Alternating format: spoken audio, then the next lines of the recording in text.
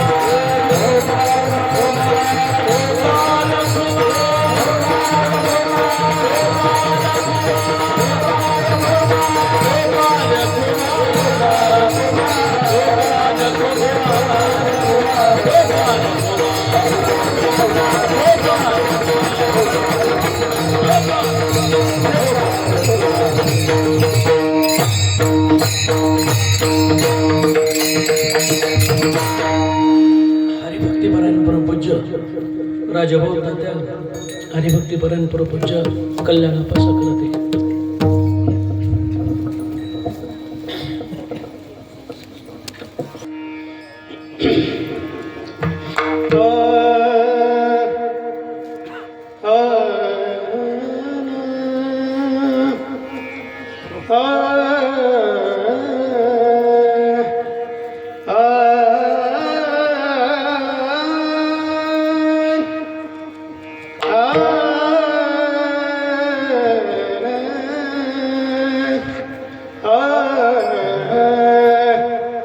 जन्म ये बोलिया देखा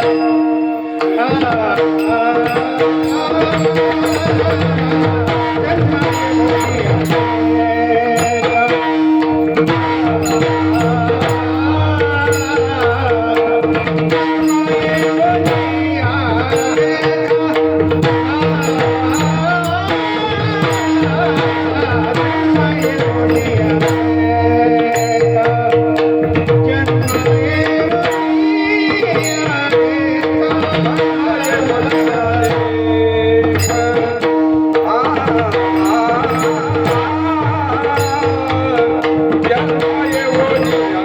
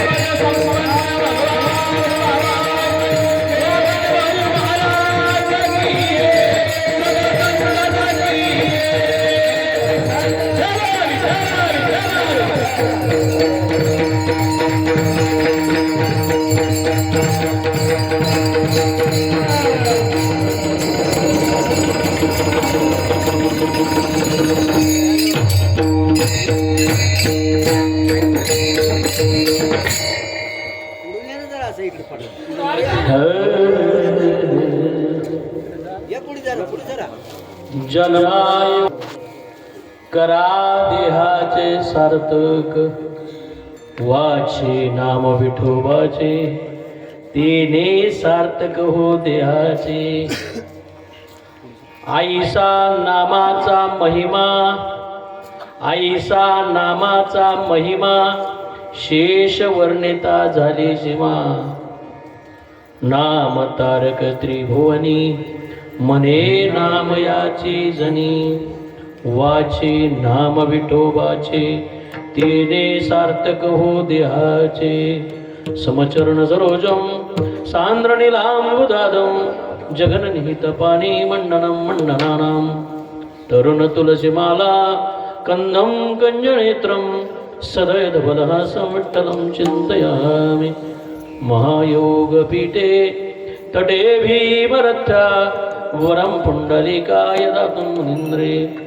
समागच्छ तिष्ठन्तिमानन्दकन्दं, परब्रह्मलिङ्गं भजे पाण्डुरङ्गं. पांडुरंगाकारो प्रथम नमन, पांडुरंगाकारो प्रथम नमन.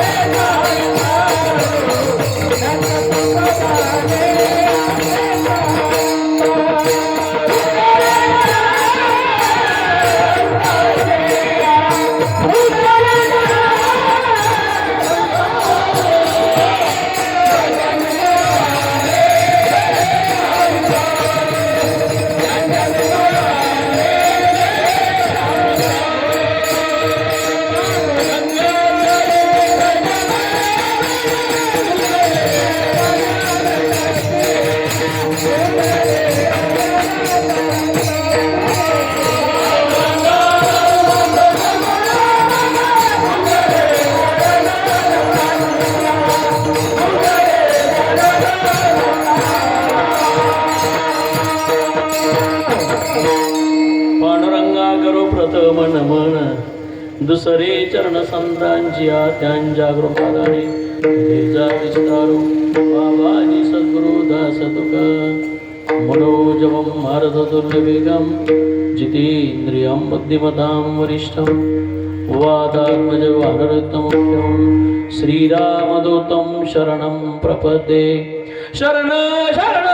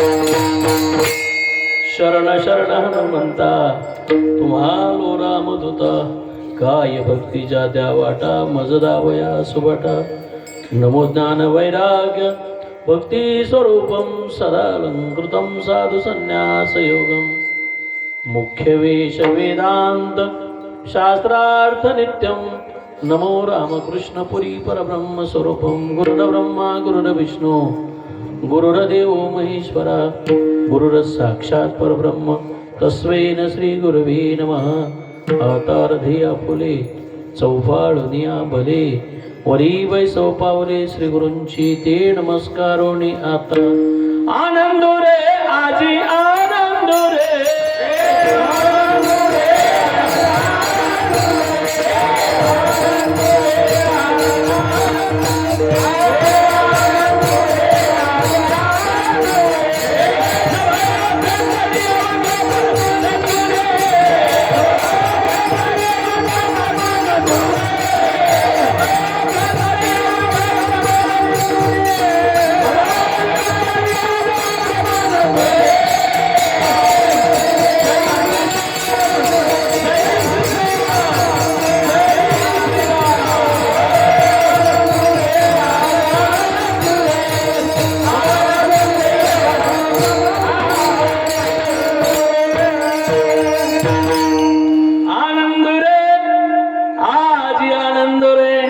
सवे अभ्यंतरी अवघा परमानंद रे अवघा परमानंद रे मस्तक माझे चरणावरिया वार करी संतांच्या या वार करी संतांच्या जोडून कर चरणी ठेविला माता परिसावी विनंती माती पंढरीनाथा जन्मायोनिया देख करा देहाचे सार्थक वाचे नाम विठोबाचे तेने सार्थक हो देहाचे आईसा नामाचा महिमा शेष वर्णिता झाली सीमा वाचे नाम विठोबाचे तेने सार्थक हो देहाचे नाम तारक त्रिभुवनी म्हणे नाम याचे जनी वाचे नाम विठोबाचे तिने सार्थक हो देहाचे प्राप्त प्रसंगी प्राप्त स्थळी सेवेकरता घेतलेला अभंग महान साधू जगविख्यात जगवंदनीय नाम यांच्या घरी ज्यांनी अखंड रहिवास केला अशा संत जनाबाईचा अभंग सेवेसाठी निवडलेला आहे. या अभंगामध्ये संत जनाबाई तुम्हाला मृत्यू लोकावरील जीवाला पहिल्या 2 कडव्यामध्ये जीवनाचं महत्त्व प्रतिपादित करतात. आपण या मृत्यू लोकामध्ये जन्माला कशासाठी आलो आणि मृत्यू लोकामध्ये जन्माला येऊन आपल्याला काय करायचे, या मृत्यू लोकावरच्या देहाला आलेल्या जीवाला कोणती भक्ती करायची याचा भाव पहिल्या 2 चरणामध्ये सांगितलेला आहे. आणि शेवटच्या चरणामध्ये जनाबाई संत जनाबाईनं तुम्हाला नामाचं विशेष असणारं महत्त्व जे आहे ना ते नामाचं महत्त्व प्रतिपादित केलेलं आहे.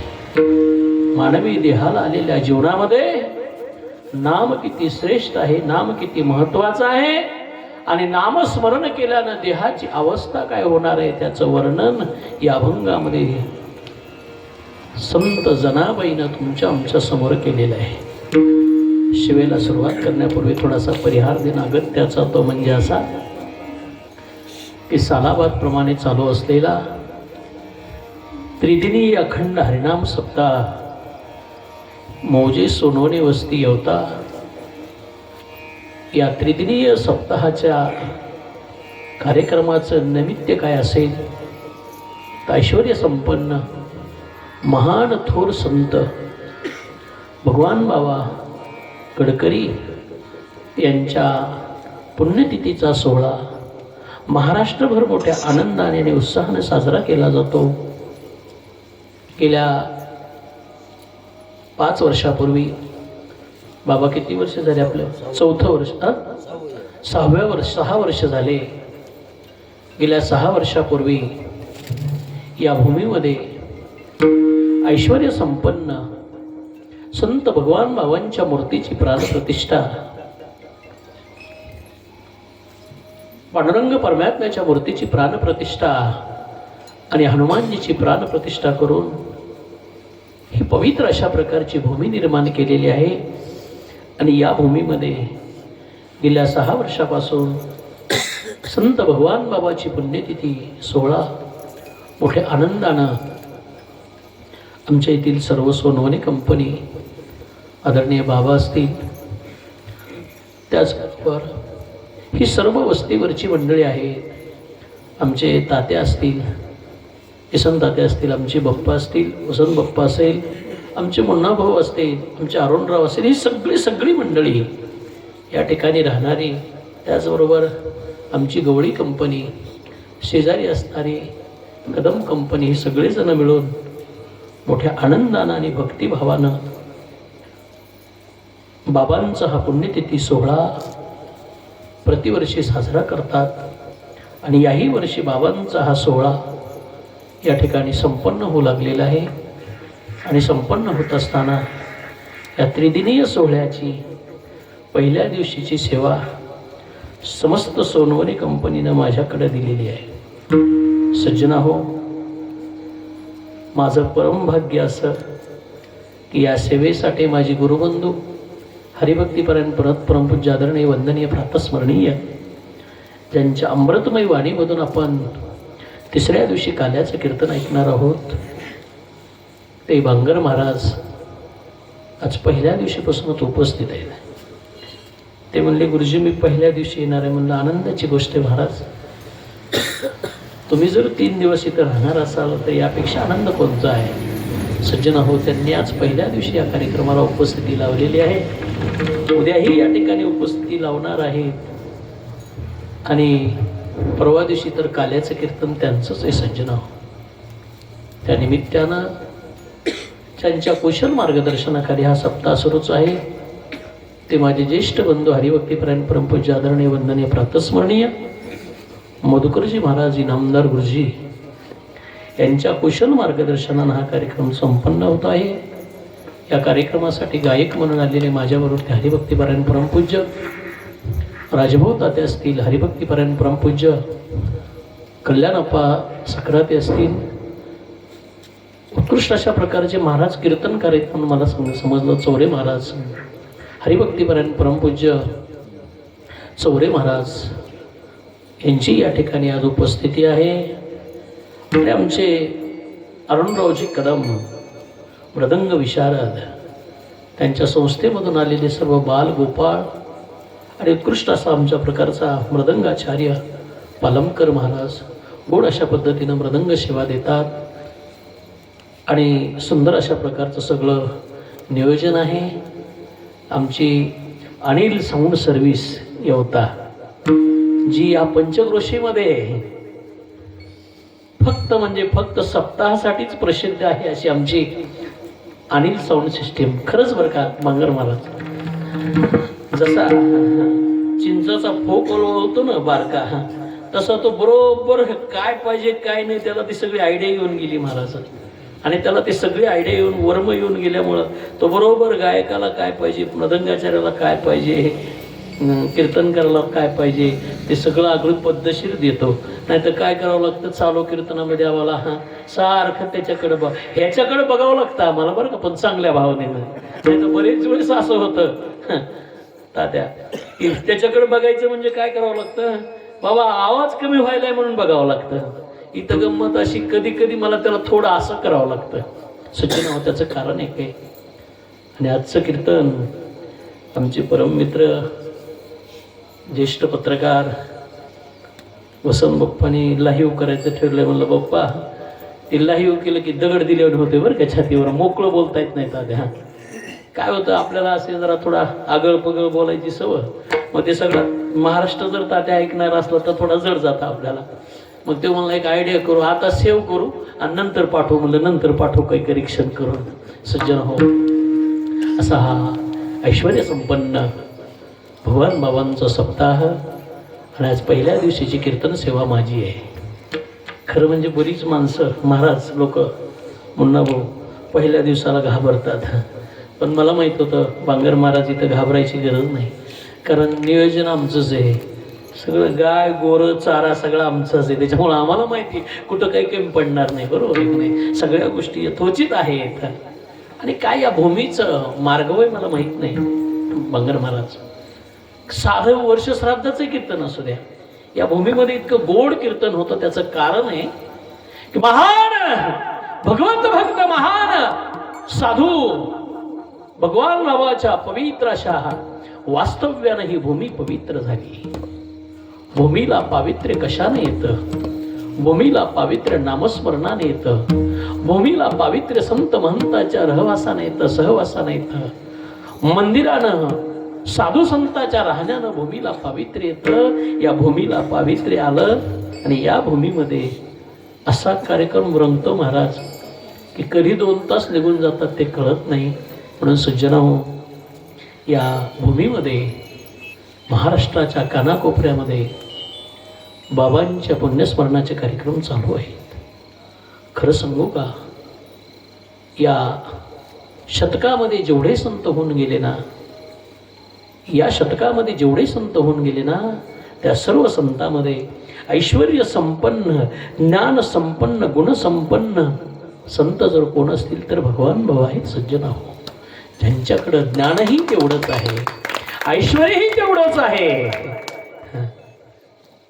सज्जनांनो, असे महान भगवत भक्त ज्यांनी गडाची सेवा केली, दीन दुबळ्या लोकांची सेवा केली, ज्या लोकांना अज्ञान, ज्या लोकांकडे अज्ञान आहे त्या लोकांना सज्ञान करण्याचं काम केलं, परमार्थिक सेवेमध्ये स्वतःचं योगदान देऊन जगामधल्या जीवाचा उद्धार केला, अशा महान संतांची पुण्यतिथी महाराज. 2 गोष्टी कधी जीवनात विसरायच्या नाहीत. सांगू कोणत्या? 2 गोष्टी जीवनामध्ये कधी विसरायच्या नाहीत. एक देवाचा जन्मोत्सव आणि संतांची पुण्यतिथी कधीच आपण चुकायची नाही. संतांच्या पुण्यतिथी दिवशी त्या महात्म्यावरती फुलं पडलेच पाहिजे आणि देवाच्या जयंती दिवशी त्या भगवंतावरती फुलं पडलेच पाहिजे. त्याचं कारण असं आहे की ते आहेत म्हणून आपण आहेत. थोडं विषयांतर केल्यासारखं होईल महाराज, पण 2 मिनटं, जास्त वेळ नाही करणार विषयांतर, कारण बाबांवरही बोलायला पुन्हा मला वेळ नाही, एकदा अभंगाकडे वळल्यानंतर. आणि आजचं कीर्तन म्हणजे बांधलेलं असतं, बरोबर आहे की नाही? पहिल्या दिवशी नामाचं रूपाचं वर्णन करणारा अभंग घ्यावा लागतो आणि चाकोरीबद्ध कीर्तन. उद्याचं कीर्तन थोडंसं काय इकडं तिकडं फिरायसारखं. पुन्हा परवा दिवशी आमच्या बांगर महाराजाला बांधलेलंच कीर्तन आहे काल्याचं, बरोबर आहे की नाही? गवळण घ्या, भगवान कृष्ण परमात्म्याचं वर्णन करा, पण कुठंतरी थोडासा वेळ काढावा लागतो. सज्जन अशा महान भगवत भक्ताची पुण्यतिथी, ज्या भगवत भक्तानं समाजामध्ये समाज जागरूक करून, समाजाला ज्ञान देऊन समाजाची सेवा केली, अशा महान थोर पुरुषाची पुण्यतिथी आहे. काय व्यवस्था होत्या तेव्हा? काही नाही हो महाराज. वैकुंठवासी भगवान बाबासारख्या महाराजांनी ज्यावेळेस कीर्तन केले ना, त्यावेळेस काही ठिकाणी टेंबे धरून कीर्तन केले, टेंबे लाईटचे.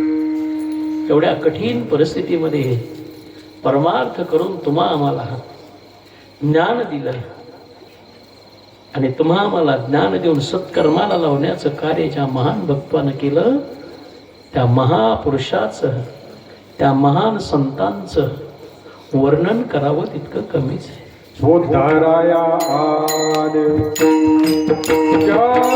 जडदेवा, उद्धाराया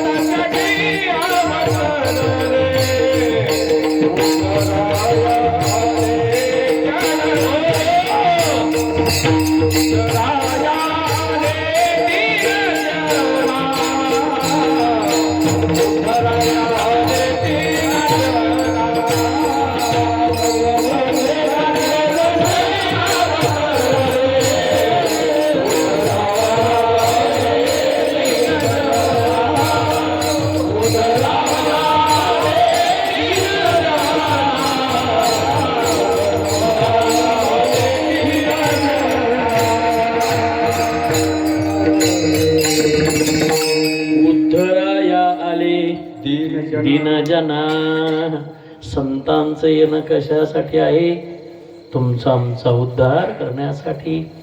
तुम्हा मी जो परमार्थ करतो ना, त्या परमार्थाच्या वाटा दाखवण्यासाठी संत या भूमीवरती आले आणि संतांनी तुम्हा मला परमार्थ मार्गाला लावलं. परमार्थ काय असतो, परमार्थ कसा असतो आणि परमार्थ कसा करावा हे ज्ञान देणारे संत भगवान बाबासारखे महान संत या भूमीवरती आले आणि त्यांनी मार्ग दाखवला. मार्ग दावून गेले आधी दयानिधी संत दे, येण्याची पंथे चालू जाता, न पडे गुंता कोठे काही, शाश्वत संपन्न. महाराज गडे वैभवशाली आणि गडावरचे महाराज सुद्धा वैभवशाली. त्या काळामध्ये भगवान बाबाची स्वारी जर आली ना गावोगाव, तर हे टांग्याचा ताफा असायचा म्हणे. बरोबर आहे बाबा, जुन्या माणसाला कळत असेल, आम्हाला काही कळत नाही. एकदा बाप्पांनी सांगायचं आपल्या इथं कुठंतरी आले होते म्हणून, जीवाच्या वाडीला. हो, जीवाच्या वाडीकडे एक वेळेस भगवान बाबा आलेले होते. बाप्पाला कळालं, गावात येऊन कोणीतरी सांगितलं, गुरुजी भगवान बाबाचा तो वारकरी ताफा आपल्या जीवाच्या वाडीकडून आलाय. बाप्पा लगबगीनं गेले, महाराजांचं दर्शन घेतलं आणि त्या भगवान बाबाची कृपा आशीर्वाद बाप्पाच्या पाठीवरती पडले गेली, थाप पडली. ही महान भाग्य महाराज. अशा महान भगवत भक्ताची थाप पाठीवरती पडणं, त्यांचा आशीर्वाद घेणं, म्हणून अशा थोर संतांची आज पुण्यतिथी आहे. आणि त्या निमित्तानं पहिला दिवस आणि पहिल्या दिवशी नामाचं रूपाचं वर्णन करणारा अभंग घ्यावा. जगतामध्ये सर्वात श्रेष्ठ जर काय असेल तर जगतामध्ये श्रेष्ठ नाम आहे. एक जर पाहिला गेलं ना तर जगतामध्ये दोन गोष्टी आहेत, एक देव आहे आणि एक संत आहेत. मी नेहमी सांगत असतो, देवाचा विचार वेगळा आहे, संतांचा विचार वेगळा आहे. देव आणि संत याचा जर विचार केला ना, देवाचं येणं या भूमीवरती वेगळ्या कारणासाठी आहे, संतांचं येणं या भूमीवरती वेगळं येण्यासाठी आहे. देव या भूमीवरती जेव्हा येतात ना, तेव्हा देवाला या भूमीवरती येऊन काय कार्य करायचं असतं. यदा यदा हि धर्मस्य ग्लानिर्भवति भारत, अभ्युत्थानं धर्मस्य तदात्मानं सृजाम्यहम्. देव या भूमीवरती येतात धर्माचं रक्षण करण्याकरता, आणि संत या भूमीवरती येतात. संतांचं येणं कशासाठी आहे? संतांचं येणं तुम्हा दीन दुबळ्या जीवाचा उद्धार करण्यासाठी नव्हे, तुम्हा आम्हाला सन्मार्गाला लावण्यासाठी, भक्ती पंथाला तुम्हा आम्हाला लावण्यासाठी संत येतात. संत हे कोण आहेत? भक्ती मार्गातले वाटाडे आहेत.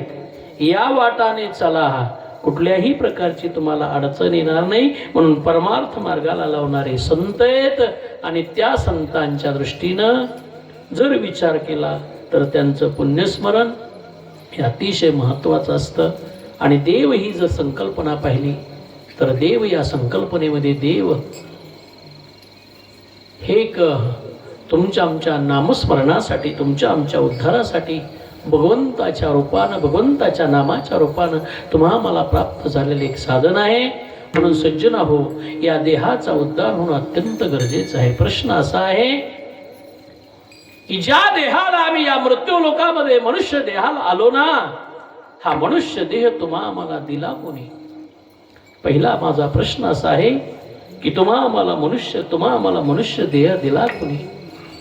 तुम्हा आम्हाला हा मनुष्य देह देवाने दिलेला आहे. देवे दिला देह भजना घुमटा, तोया झाला फाटा बाधिकेचा. तुम्हा आम्हाला मनुष्य जन्म देवाने दिलेला आहे. कशासाठी दिलेला आहे? तर तुम्ही आम्ही नामस्मरण करावं म्हणून हा देह दिलेला आहे. मनुष्य या मृत्यू लोकामध्ये आल्यानंतर मनुष्याला उद्धरून जाण्यासाठी, मनुष्याचा उद्धार होण्यासाठी सर्वात प्रमुख साधन जर कोणचं असेल ना, तर नामस्मरण हे साधन आहे. तसा जर विचार केला ना, युगा परत्वे साधन सांगितले महाराज. द्वापार युगाचं साधन वेगळं सांगितलं, त्रेतायुगाचं साधन वेगळं सांगितलं, सत्ययुगाचं साधन वेगळं सांगितलं. पण तुम्ही आम्ही कोणत्या युगामध्ये आलेलो जन्माला? कलियुगामध्ये आलेलो. आणि जो जीव या मृत्यू लोकामध्ये कलियुगामध्ये जन्माला आलेला आहे ना, या कलियुगामध्ये जन्माला आलेल्या जीवाचा उद्धार होण्यासाठी साधं आणि सोपं साधन सांगितलं. हे साधं आणि सोपं जर साधन कोणचं असेल ना, कलियुगामध्ये करावे कीर्तन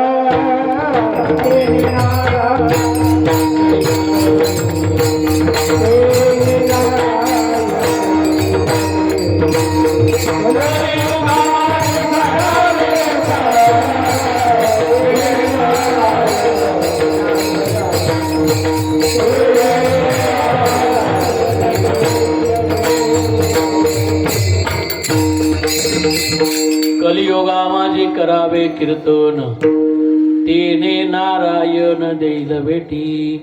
तुम्ही आम्ही या कलियुगामध्ये जन्माला आलो. आता जन्माला आल्यानंतर जीव म्हणून बरेचसे जन्माला आले. काही कृमी कीटक जन्माला आले, काही मानव स्वरूपानं आले, काही प्राणी स्वरूपानं आले. जेवढे जेवढे या मृत्यू लोकावरती जन्माला आले ना, तेवढ्यामध्ये आपला उद्धार व्हावा आणि आपला उद्धार करून घ्यावा म्हणून एकच योनी, ती म्हणजे मानव योनी आहे. मानव योनीला उद्धाराची दिशा आहे आणि मानव योनीला उद्धाराची दिशा असल्यामुळं मानव योनीचा या मृत्यू लोकावरती उद्धार होऊ शकतो.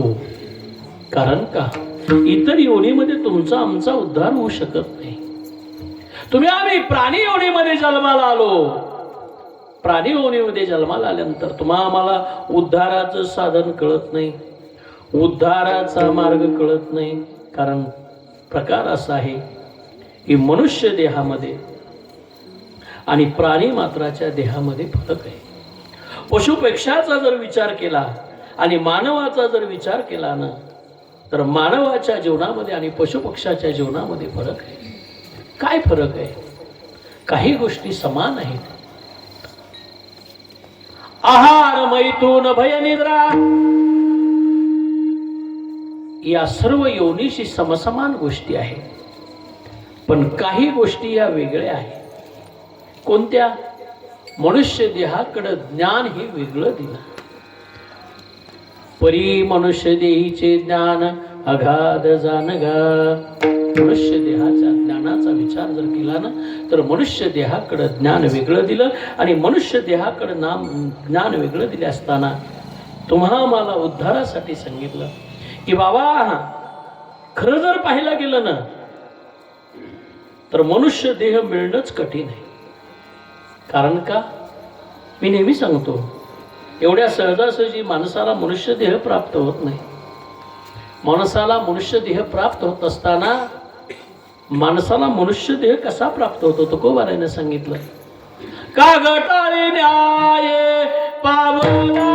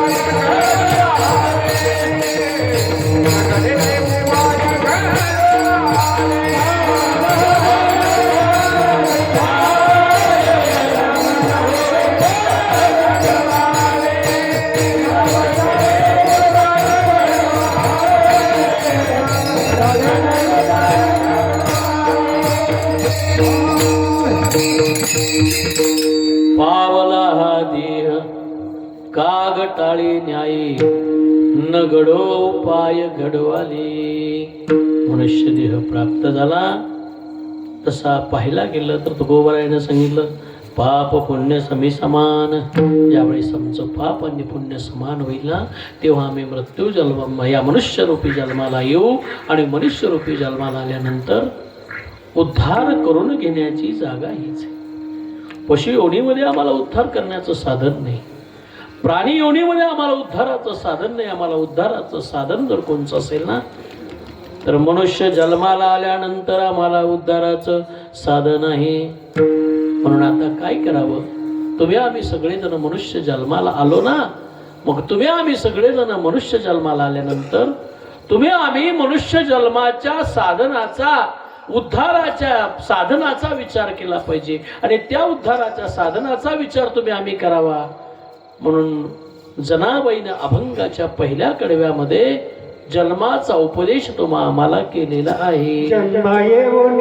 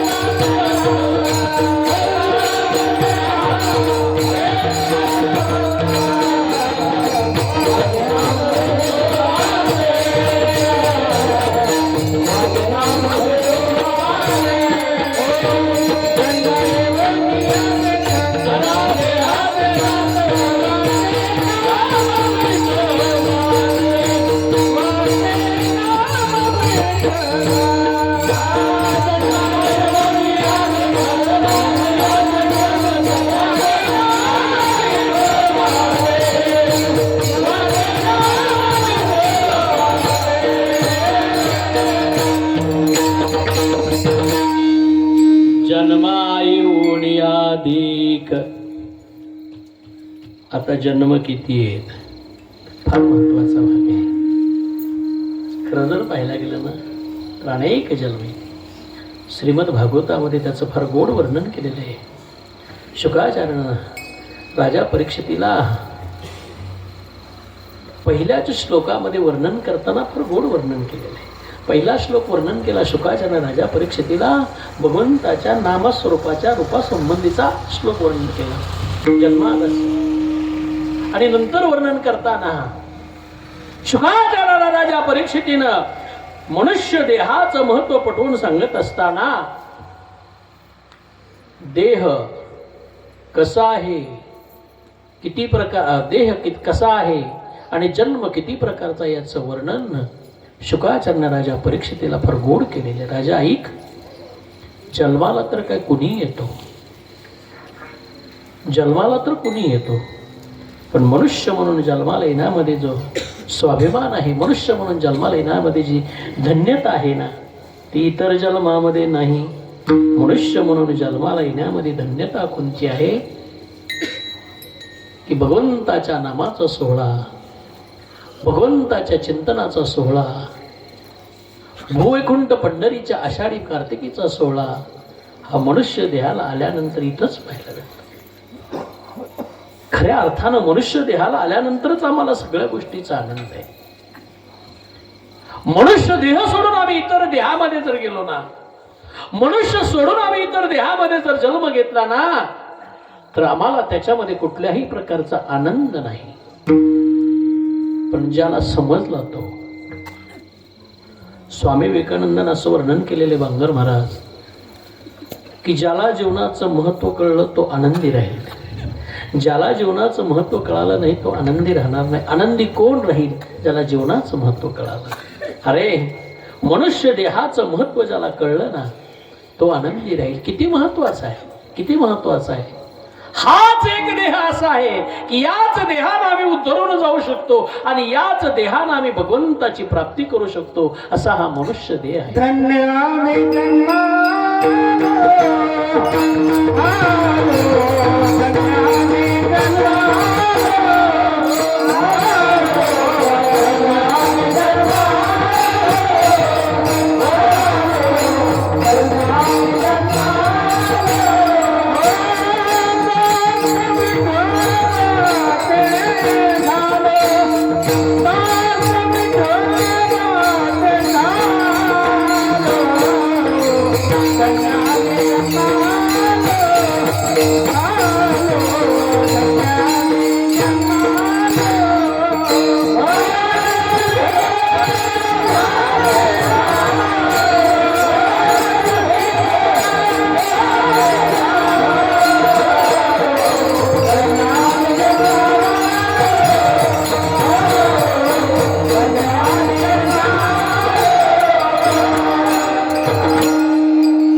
धन्य आम्ही जन्मा आलो. आम्ही धन्य, जन्म धन्य. मनुष्य देहच धन्य, इतर जन्म धन्य नाहीत. कारण इतर जन्मामध्ये आम्हाला भगवंताचं ज्ञान नाही, भगवंताच्या रूपाचं ज्ञान नाही, भगवंताच्या नामाचं ज्ञान नाही, भगवंताच्या ज्ञानाचं रूपाचं ज्ञान नसणारा जन्म आम्हाला नकोय. आम्हाला जन्म कोणचा हवाय? ज्या जन्मामध्ये या सगळ्या गोष्टीचं ज्ञान आहे आणि जन्म मिळत असताना एक मानव देहच असा आहे की ज्या मानव देहाला आम्ही आल्यानंतर आमचा उद्धार होऊ शकतो. इतर जन्मामध्ये आमचा उद्धार होऊ शकत नाही. इतर जन्मामध्ये आमचा उद्धार होणारी साधनही नाहीत. एकाच जन्मामध्ये अशी साधनं आहेत मानव जन्मामध्ये की आमच्या उद्धाराची साधनं याच जन्मामध्ये आहे. म्हणून जन्माये ओनिया देख. आता आम्ही जन्माला आलो. खरं तर मी मगाच सांगितलं जन्माला येणं हातात नाही, पण आलो. आल्यानंतर काय करावं? जन्माये ओनिया देख. आता आपल्याला सार्थक करायचे, कारणी लावायचे. आपल्या भाषेत सांगायचं म्हणजे कारणी लावायचे. काय कारणी लावायचं आहे? देह कारणी लावायचा. आता जो देह कारणी लावायचा आहे ना, प्रथमतः हा देह कसाही आपल्याला समजणं गरजेचं आहे. स्थूल देहाचं वर्णन करत असताना हा देह कसा आहे हे समजणं गरजेचं आहे. तर सोपी गोष्ट आहे, फार वेदांतामध्ये जायचं नाही. देह कसा आहे? नाशिवंत देह जाणार सकळ, आयुष्य घातो काळ सावधान.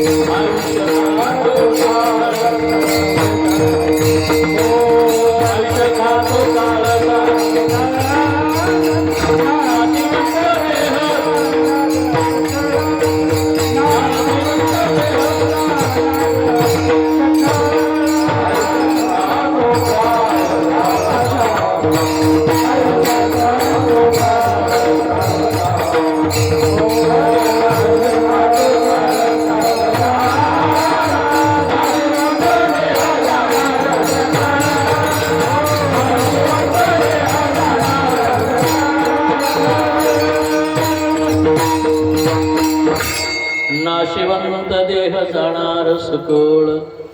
देहाच्या बाबतीत जर गेला विचार केला ना, तर हा आत्मस्वरूप असणारा देह, स्थूल असणारा देह जाणार आहे.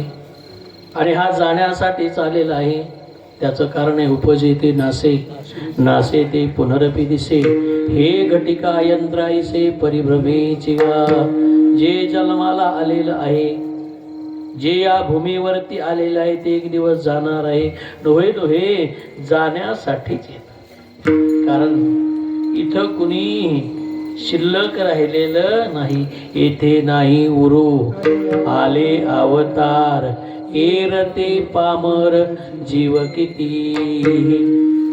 मी म्हणणारे जरी असले ना, तरी त्याला काय करावं लागतं, संपवच लागतं. कारण प्रत्येकाला जन्माची एक पाळी आणि मृत्यूची एक पाळी बरोबर द्यावंच लागते. दिल्याशिवाय पर्यायच नाही. जो जन्माला आला ना, 100 वर्ष जगेल, मार्कंडेय ऋषी सारखा एखादा 1400 कल्पवर्ष जगेल, अजून कोणी किती जगेल, पण जितके कितीही जरी वर्ष जगलं ना, तरी एक दिवस शेवट आहे, जाणे आहे. कारण का, जाण्यासाठीच देह आला नाही, देह राहण्यासाठी आलेला नाही. मग किती आयुष्य मिळालं. गुरुनाम गुरु वैकुंठवासी पांडुरंग बाप्पांनी म्हणायचं, बांगर महाराज आमच्या वडिलांना, किती जगलो याला किंमत नाही. बाप्पांनी म्हणायचं बरं का तात्या, किती जगलो याला किंमत नाही, किती वर्ष जगून मी काय केलं याला किंमत आहे. विठ्ठल विठ्ठल.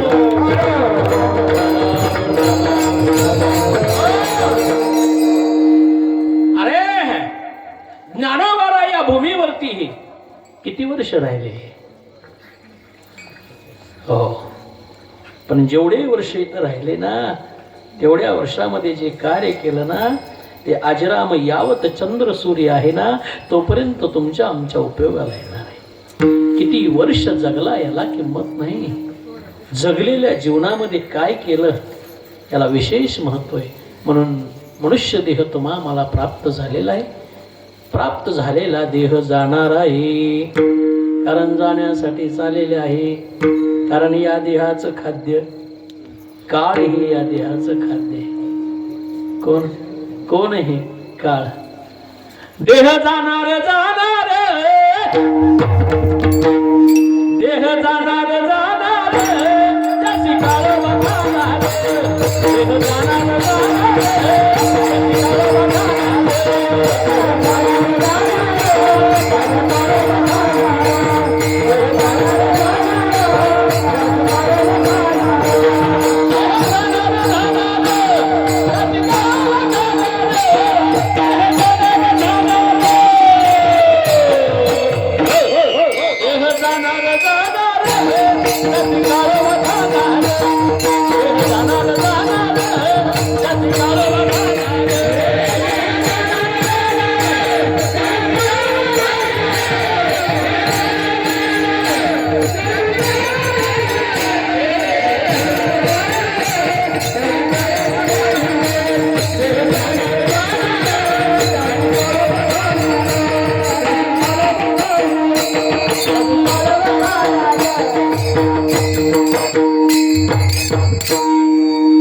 भजने हल्ले ना ऐकणारे हल्ले. बरोबर आहे.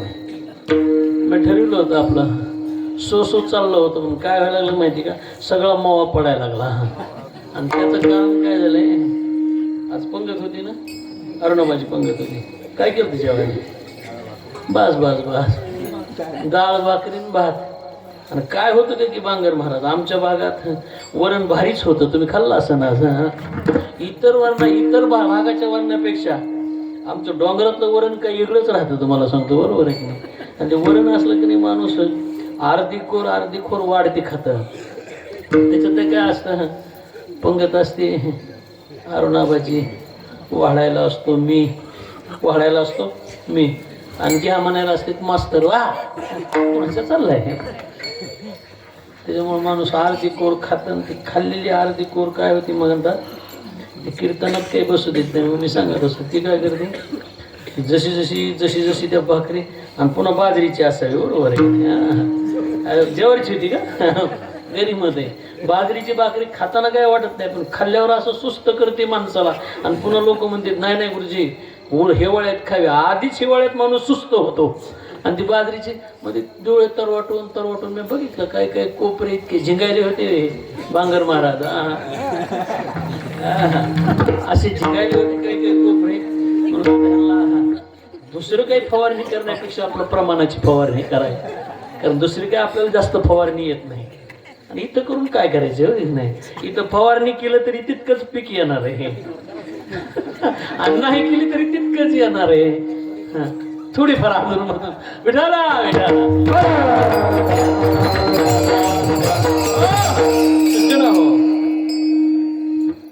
देह जाणार जाणार त्याशी काळोबा खाणार. देहाचं खाद्य काळ आहे, काळ खाणार आहे. तुम्ही आम्ही जन्माला आलेलो आहोत, जन्मा येऊनिया देख. कधी कधी बाप्पाने म्हणायचं चिर नाही तर फिर, हे कडीला काढावंच लागणार आहे, बरोबर आहे की नाही. चिर नाही तर फिर. मग उगच असं येडवाकडं तोंड करून बापू काढण्यापेक्षा चांगलं तोंड करून काढलेलं वाईट आहे का? नाही. जन्म तर जाणारच आहे, जन्माला आलो जन्म तर जाणार आहे. पण जात असताना देहाचं महत्त्व कळून, देहाच्या उद्धाराचं महत्त्व करून जर आम्ही भजन केलं ना, परमेश्वर जर आमच्यासारखा केला ना, तर अजून सोपं. नाही तर कधी कधी काय होतं, माणसं शब्दशः अर्थ घेतात. देह तर जाणारच आहे, शब्दशः अर्थ जाणार ते जाऊ दे, तसं कसं जमत. कधी कधी शब्दशः अर्थ घेऊन जमत नाही. एक माणूस डॉक्टरकडे गेला, मला डॉक्टर साहेब 2-3 दिवस झाले मला भलता खोकला यायला लागला. शब्दशः अर्थ भलता खोकला यायला म्हणले. असे का? बरं, ही बाटली घेऊन जा म्हणले, घरी गेल्यावर हलवायची म्हणले आणि अर्ध्या पाण्यात जाऊन घ्यायची. घरी आला, हलवली म्हणला तर अर्ध पाणी कुठे. मग एका तलावात गेला ना अर्ध्या पाण्यात उभा राहिला आणि घ्यायला दुसरा एक शहाणा लावलाय, रताळ्या काय करायला. मला काय नाही, औषध गेलं. इथं कुठं? मला तुला काय माहिती, डॉक्टरने जसं सांगितलं तसं घ्यावं लागेल. म्हणले कसे सांगितले? डॉक्टरने सांगितलं घरी जा, ही बाटली अशी धरा, हलवा आणि अर्ध्या पाण्यात जाऊन घ्या. अर्ध पाणी इथंच लागते ना. म्हणलं येड्या, अरे हे अर्ध पाणी नाही, गिलासात अर्ध पाणी घेईन त्याच्यात हे औषध सोड. मला डॉक्टर कसं म्हणलेत मला, शब्दशः अर्थ. तसं शब्दशः अर्थ कधी घ्यायचा नाही सज्जनो. देह तर जाणारच आहे. जात असताना भगवंताच्या नामामध्ये, भगवंताच्या चिंतनामध्ये गेलेला काही विशेष जावा. काय सांगा महाराज, ऐश्वर्य संपन्न भगवान बाबाचा ज्यावेळेस अंतकाल समीप आला ना, काही निष्ठा महाराज भगवंतावरची खरंच नाही. काही घ्यावं या साधू संतांकडून, तर यांनी केलेली परमार्थ साधना आणि त्या परमार्थ साधनेचं मोल आम्ही घ्यावं. औरंगाबाद सारख्या मोठ्या दवाखान्यामध्ये ॲडमिट होते सज्जन हो. जातानाच कळलं होतं त्यांना की आता पुन्हा येणे नाही. गडाचं काम चालू होतं, पाथरवड दगड घडत होते आणि भगवान बाबाला उचलून ज्यावेळेस रथामध्ये टाकलं आणि संभाजीनगरच्या दवाखान्यामध्ये घेऊन जायचं, पुण्याच्या दवाखान्यामध्ये घेऊन जायचं, त्यावेळेस भगवान बाबांना त्या रथामधून त्या पाथरवटाकडे बघितलं. पाथरवटाच्या डोळ्यामध्ये पाणी तरळलेलं होतं. बाबाच्या लक्षात आलं की मी चाललोय, मला किती दिवस दवाखान्यात लागतील काही सांगता येत नाही. या घराचं काम करणाऱ्या माणसांची उदरनिर्वाहाची व्यवस्था झाली पाहिजे. त्याही कठीण परिस्थितीमध्ये त्या रथात बसणाऱ्या लोकांना सांगितलं असतं. रथात बसल्यानंतर तिथल्या लोकांना सांगितलं यांच्या जेवणाची व्यवस्था करा, मीपर्यंत त्यांना काही कमी पडू देऊ नका. दीन दुबळ्यांचे कैवार याला म्हणतात महाराज. दवाखान्यात गेले आणि अखंड ज्ञानेश्वरीचं वाचन सुरू. अखंड लक्षात आलं काही क्षणात आपली प्राणज्योत मालवणार आहे. थोडा मोठ्यानं आपली प्राणज्योत जाणार हे कळतं. ज्ञानी माणसाला आपला मृत्यू होणार हे कळतो. कारण का मृत्यूची सगळी लक्षणं त्यांना माहीत असतात. तसं जर पाहायला गेलं ना तर गीतेचा 8वा अध्याय बघा. गीतेच्या 8व्या अध्यायामध्ये मृत्यूची सगळी लक्षणं सांगितलेली आहेत. शांत बघा. एक मंगल महाराज या गोरखपूरवाल्याने एक छोटी गीता काढली आता बरं का, सगळ्यांच्या माहितीसाठी. संक्षिप्त गीता त्याला म्हणतात. संक्षिप्त गीता ती गीता अशी 18 अध्यायाची जी गीता आहे ना आपल्याकडं संस्कृतमध्ये, त्याचा एका अध्यायाचं मराठीमध्ये अनुवाद केला त्यांनी, मराठीमध्ये सांगितलंय. खरं सांगू का, म्हणजे संस्कृत वाचू नका असं नाही मला म्हणायचं, संस्कृत तर वाचाच. पण ज्याला संस्कृत वाचता येत नाही ना त्याला ती संक्षिप्त 18 अध्यायाची गीता जर वाचली ना तर त्याला अजून गीतेचं विशेष महत्त्व कळेल, कारण का मराठीमध्ये. आणि त्या गीतेच्या संक्षिप्त गीतेमधला 8वा अध्याय वाचा. काय गोड वर्णन केलेले महाराज. सत्पुरुषाच्या जाण्याची लक्षणं त्याच्यामध्ये सांगितले. सत्पुरुष कसा जातो, 2 भ्रुकुटीमध्ये प्राण आणला जातो, नजर भगवंताकडे लावली जाते आणि नजर भगवंताकडे लावून तो महात्मा भगवंताच्या चरणावरती विलीन होतो.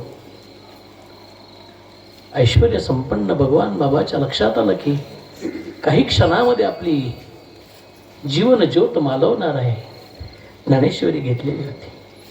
शेवटच्या क्षणापर्यंत वाचण्याचा प्रयत्न केला. आता लक्षात आलं की आता ज्ञानेश्वरी वाचण्या इतकं आपल्याकडं त्राण राहिलेलं नाही, कारण वात पित्त आणि कफ एका वेळेस होतो. तो आम्हाला त्यांना नाही, त्यांना देव सगळं नेतो. बरोबर, साधू संतांना देव सरळ घेऊन जातो. वात पित्त आणि कफ कुणाकडे होतो, आपल्याकडे ते गुत.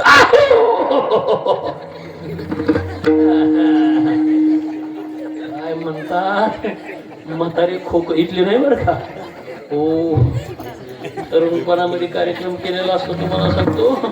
मी सांगत असतो बांगर महाराज दोतराच्या खोशात ज्वारी नेऊन इकलेल्या बिड्या वाढलेल्या त्या काही म्हातारपणाला बसवलं आणि ते म्हणतो देवा कुठं लापलास, कुठं नाही लापला, त्या बिडीत लापलाय कुठं लापलाय. बरोबर आहे का. हो, आणि कधी निश्चित होऊ दिलं पूर्ण सगळं. बरोबर आहे का, सगळं पूर्ण झालं. असा म्हातारा खोकतो म्हणतात अष्टानिष्ट होतो, कारण ताकद कमी झालेली असती. बेडका असा घेड धरतो, त्याला खाली तरी ढकला वाटतं नाही तर वरीत नाही. अवसन तरुणपणामध्ये अवसन असतं म्हणून माणूस काय करतो आपा बरोबर ताकद असते ना, केलं की ते खाली तरी जात नाही तर बाहेर तरी. पण म्हातारपणाला इथं आकडून बसतं, इथं बसलं का नाही मग म्हातारा असं जार होतं म्हणतात खो खो खो खो खो खो खो, आणि ते दिसतं म्हणतात ते खोबळ्यासारखं, दात नाहीत काय नाहीत. डोळ्यातून पाणी बघला कसं लागेल, हाय ते खरंच आहे. बरोबर नाही, डोळ्यातून पाणी यायला लागलेलं. बरोबर आहे की नाही, नाक तोंड गळू लागले. बरोबर नाही, श्वानापरी गती झाली अवघी. आणि मग ते ज्यावरीत जसं बुजवून उभा करतात ना, ती दाढी वाढलेली इतकाली केस, आणि घरातले तर कोणी किंमत देत नाहीत. ते बळतच तुम्हाला सांगतो बोलायला बघत स्वतःनी टाळावं बोलायचं का, त्याला ऐकू येत नसतं. एक असतं का, काना गेलेले असतात, डोळे गेलेले असतात, पण म्हातारा काही बसत नाही ढाळतात. आणि मग बसल्या बसल्या उगतच पाऊल वाजलं का नाही. बरोबर आहे का नाही, उगतच कुणाचं नाव घ्यावं ना आरडावं. बरोबर आहे की नाही, एक तर काही गरज नसती त्याच्यापासून, पण म्हातारा दम काढीत नाही. कोणी चाललंय की कोण आहे कोण आहे कोण आहे उगाचच विचारित राहायचं. तुम्हाला सांगतो, सुनही लक्ष देत नाही, सासूही लक्ष देत नाही. महाराज एवढी बिकट अवस्था तुमची आमची होती बरं का. जाता जात नाही वात. हे झालं कपाचं बांगर महाराज. वाताचं काही काही जणांचा मृत्यूच्या टायमाला वात वाढतो, वात वाढला का नाही ते कस करतो बघतो कोणाला वात वाढतो ना. काही काय म्हणजे टोका टोका टोका टोका द्या त्या कोपऱ्यात दिसायला लागले. काय दिसायला तुला बोडकर, वात वाढणार ना. वात पित्त आणि कफ या तिन्ही गोष्टी वाढतात. आणि म्हातारा नाही, मला बांगर महाराजांना सांगितलं हसवा म्हणून, नाही मी आपलं चालू होतं, नियमानं चालू होतं. बरोबर आहे, कारण आता इथं काय बोलावं, पण ते म्हणले थोडं, तर म्हणलं थोडं काय हरकत नाही. पण महाराज भगवत भक्ताची अवस्था नसते. भगवत भक्ताची देह जाण्याची अवस्था कशी असते सज्जन हो. 2 भ्रुकुटीमध्ये प्राण आणला जातो, डोळे भगवंताकडे लावले जातात, भगवंत स्वागत करून बोलवतो, आणि आत्मा ब्रह्मांडाला जाऊन आत्मा त्या भगवंताच्या पायाजवळ चाललेला असतो. ही अवस्था कुणाची असते? ही अवस्था भगवंत भक्ताची असते. आणि या अवस्थेनं भगवत भक्त काय करत असतो? आपला प्राण देत असतो. म्हणून मी नेहमी सांगतो ना, अजूनही सांगतो, 2:40 बाप्पानी प्राण भृगुटीमध्ये आणला आमच्या वडिलांना. महाराज, आम्ही सगळेजण कुटुंबामधली माणसं गीता वाचत बसलो, कारण 1 वाजता असं लक्षात आलं की आता ते राहणार नाही, ते आपल्याला सोडून जाणार आहे. 1 वाजल्यापासून आमचं भजनी मंडळ हरिपाठ वगैरे म्हणत होतं, कोणी भजन करत होतं, कोणी नामस्मरण करत होतं, आम्ही गीता वाचत होतो. आणि ज्यावेळेस 2च्या पुढे वेळ गेला आणि गीतेचा 8वा अध्याय चालू होता, माझे मोठे मेहुणे दत्तोपंतराव कुलकर्णी जवळ बसलेले होते.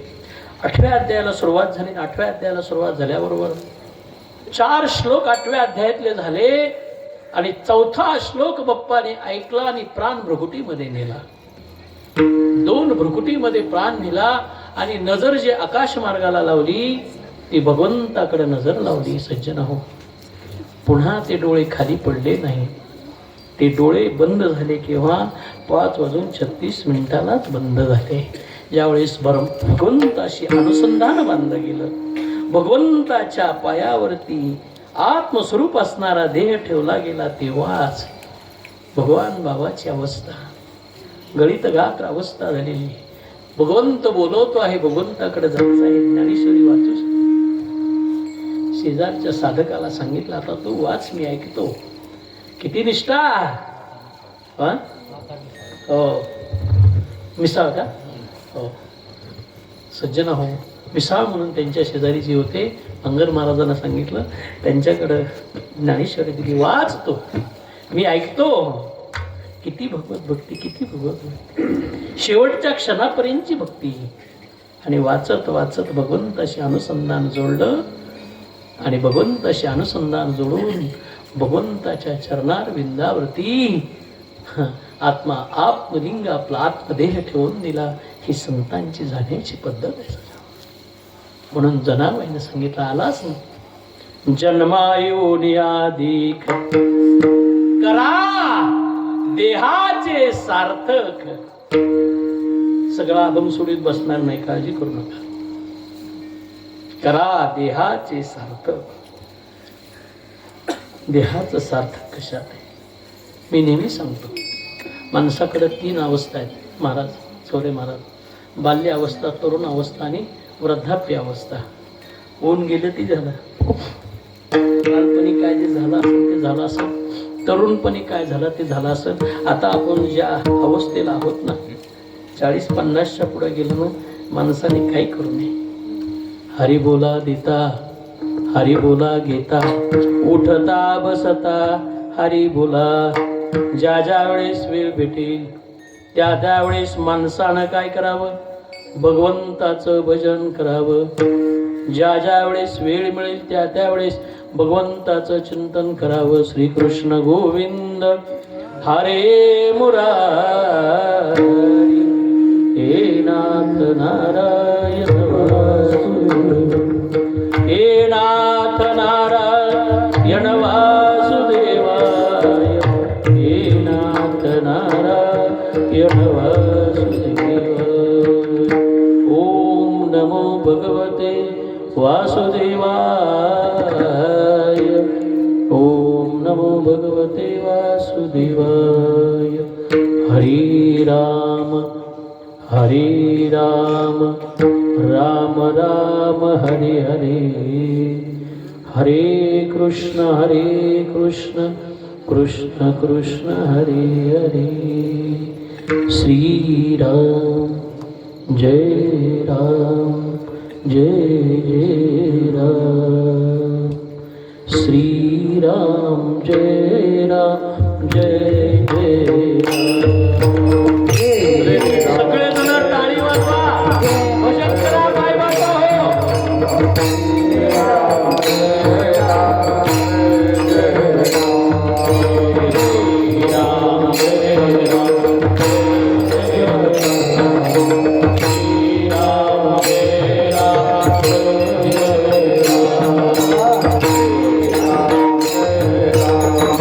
Hare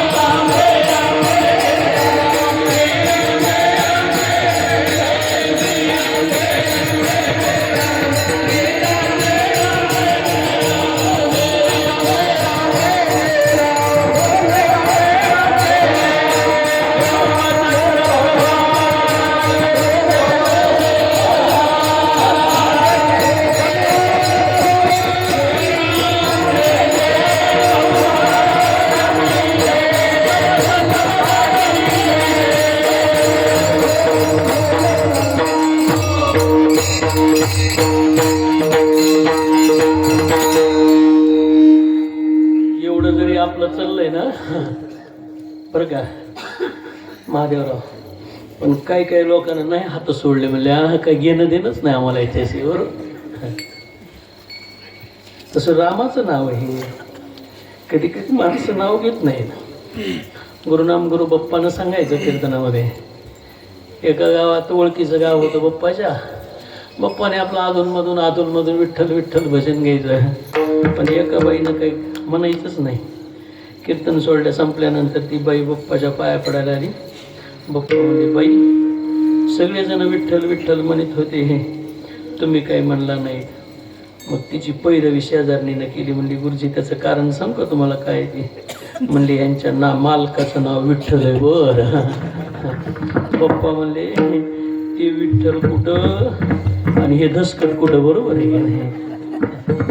तसं बरंच घाईंदूर चालला, पण आमच्यात काही झालं नाही. आता मी ह्यांच्यात थोडी फूट पाडतो बरं का, म्हणजे मग बघू फूट पाडून काय झालं. माझ्या पाठीमागं पुंडलिकावर देव फक्त खाली बसलेले पुरुष म्हणतील, पुंडलिकावर देव खाली बसलेले पुरुष बरं का. पुंडलिक वरदा हरी विठ्ठल, पंढरीनाथ माऊली ज्ञानेश्वर,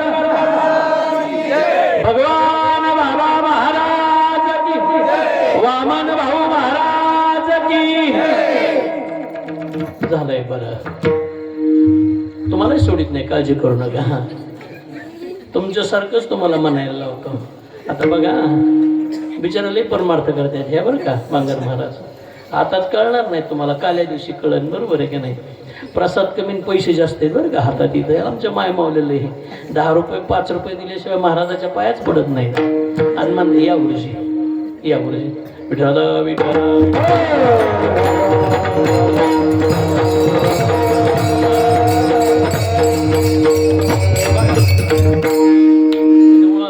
लय भाविक आहेत बरं का आमच्यातल्या बायका, आणि अशा गोडत भजन म्हणतात. तुम्हाला ऐकायचं का पाठीमागं बघा कसं म्हणते. मी पुढं म्हणतो, तुम्ही म्हणा बरं का, माझा अपमान करू नका बरं का महाराजासमोर. सुंदर माझे जाते ग फिरते बहुत,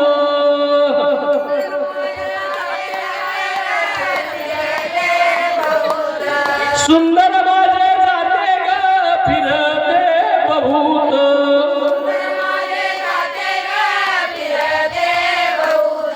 ओव्या गाऊ व्रताला तू ये रे बा विठ्ठला,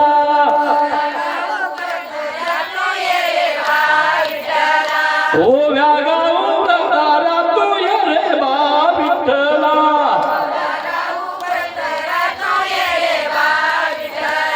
हा आता ह्याच्यापेक्षा आवाज जास्त निघते बरं का. हे झालं जनाबाईचं, आणि ह्यांच्या माहेराचं म्हणल्यावर तो काय आवाज निघतोय तुम्हाला सांगतो बघा तुम्ही. ह्यांच्या माहेराचं म्हणा लय बायाला काही असू द्या, तुम्हाला सांगतो महाराज तुम्ही माझं एक ऐका बरं का. कुठल्या गावात गेलं ना लेखले की पाया पडायला आले की त्यांना भाव देत जा, कारण का लय सोय होती आपली सगळी व्यवस्थित. कारण का त्यामध्ये आमच्या माहेरचा आमच्या इथलं जास्त सोयी पण सांग ह्या सारणीला आहे बरं का, ह्या आनंदगाव सारणीला. कीर्तन संपतं महादेवराव 11ला, पण 1 तास लागतो मला चहा प्यायला. काटकाराचं सोयीर पण तिथं, सक्रात्याचं सोयीर पण, सगळे सोयीर पण. बिचाऱ्या सगळ्या काय असतं माहिती का, बायकाला माहेराबद्दलचं प्रेम असतं, बरोबर आहे की नाही. इतकं प्रेम असतं काही नसतं का माहेराला, पण वर्णन करताना एवढं वर्णन करणार. एक बाई दळीत होती आणि दळता दळता भावाला गाणं म्हणत होती. काय म्हणत होती माहिती का, आणि माझ्या ग भावाच्या वाड्याला कुलूप लावील सोन्याचं, कुलूप लावील. तिच्या भावाच्या वाड्याला कडीच नसते, बरोबर आहे का. असं सज्जन असा भाव आहे. म्हणून जन्मा येऊन याधिक करा देहाचे सार्थक, या देहाचं सार्थक करा. आता कशाला सार्थक होईल, सार्थक करण्यासाठी आम्हाला काय करावं, मार्ग सांगा. जनाबाईनं अभंगाच्या 2ऱ्या चरणामध्ये मार्ग सांगितला.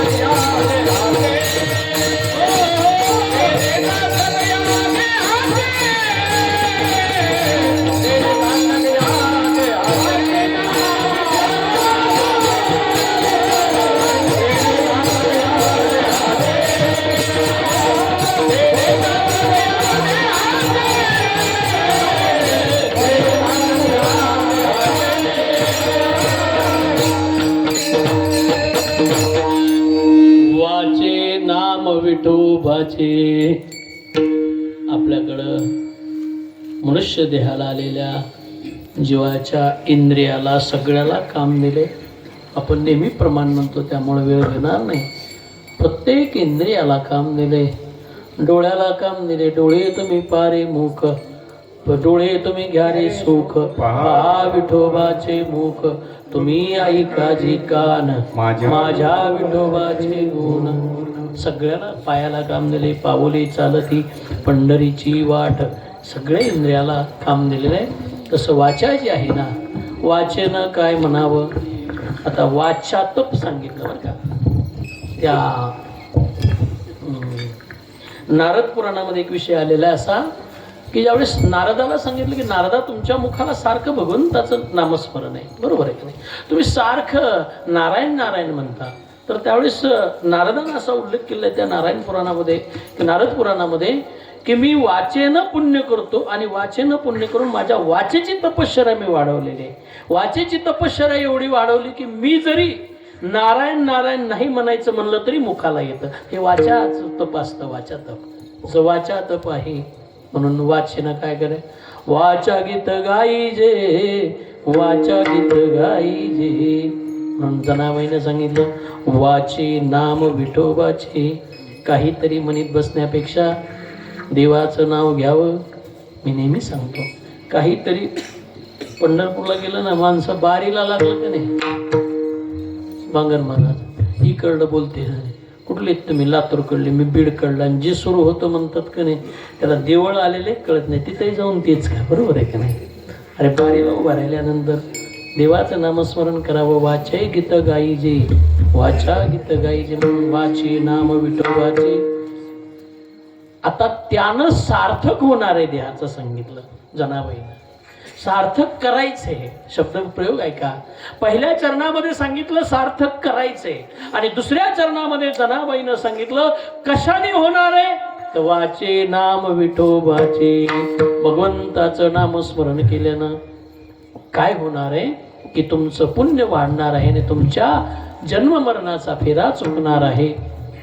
आणि असं जे नामस्मरण आहे ना, जे नामस्मरण जनाबाईनं आम्हाला करायला लावलं, त्या नामस्मरणाचा महिमा काय आहे अभंगाच्या 3ऱ्या चरणामध्ये सांगितलं. नामाचा महिमा, नामाचा महिमा,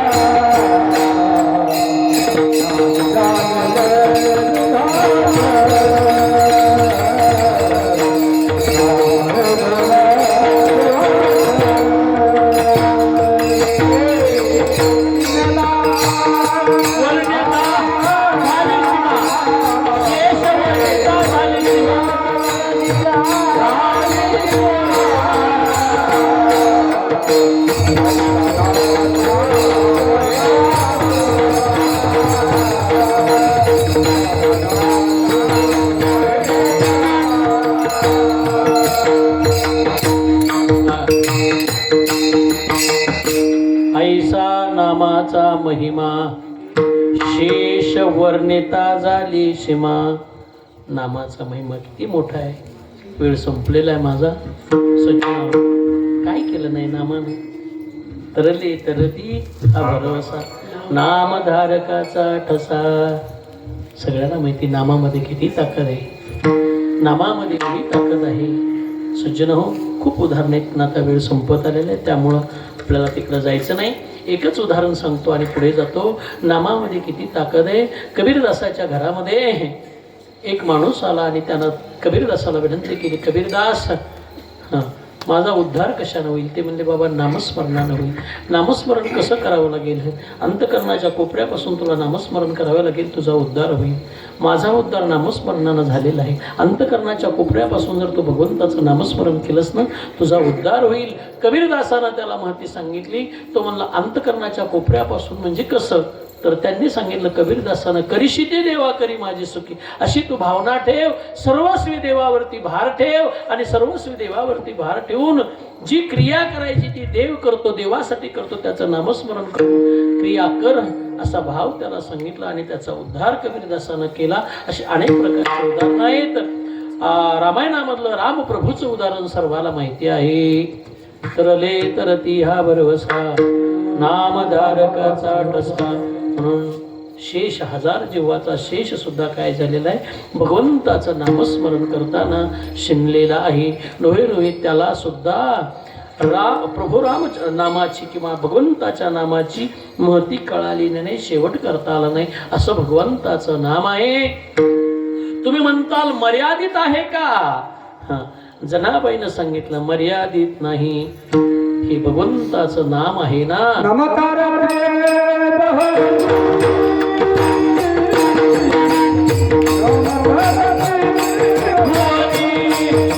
Ah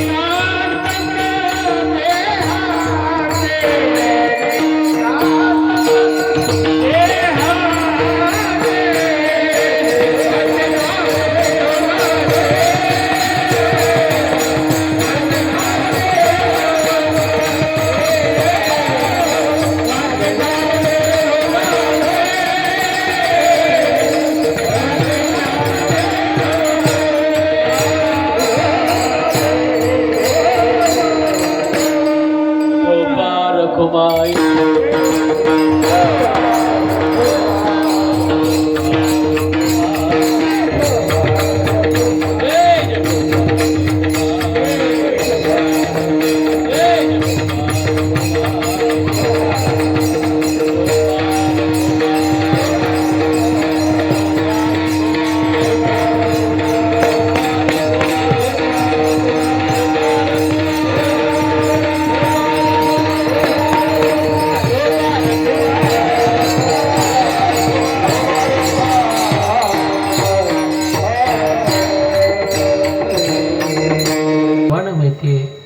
जी नामदेवरायाच्या घरामध्ये दाशी म्हणून राहिली.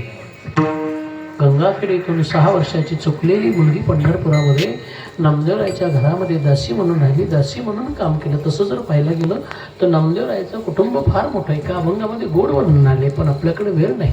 बरोबर आहे की नाही? नामदेवरायाच्या सगळ्या कुटुंबाचीच माहिती सांगितली त्या अभंगामध्ये, बरोबर नाही? राजाई गोनाई दोघी सासू सुना, दामा नामा जाना बापलेका. आणि त्याच्यामध्ये सांगितलं की ही कोण जनाबाई? दासी जनाबाई. नामदेवरायाच्या घरामध्ये त्यानं काम केलं आणि भगवंताचं स्मरण केलं. काय ताकद होती 1 मिनिटामध्ये सांगतो.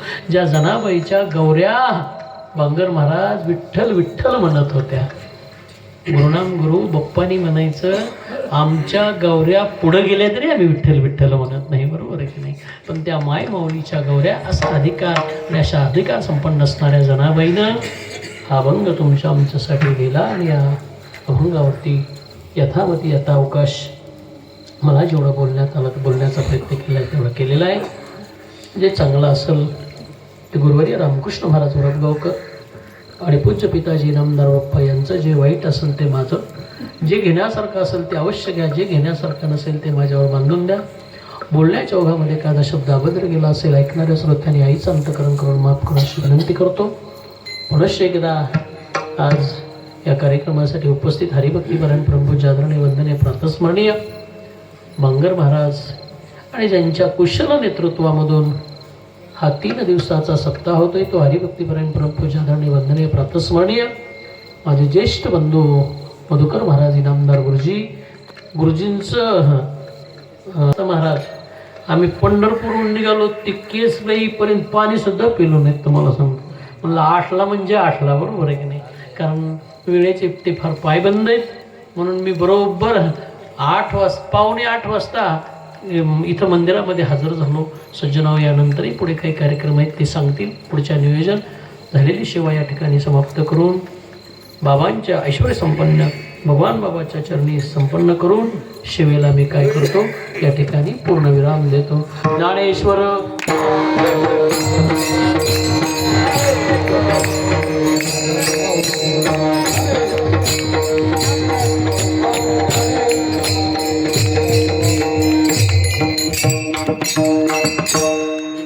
जय जय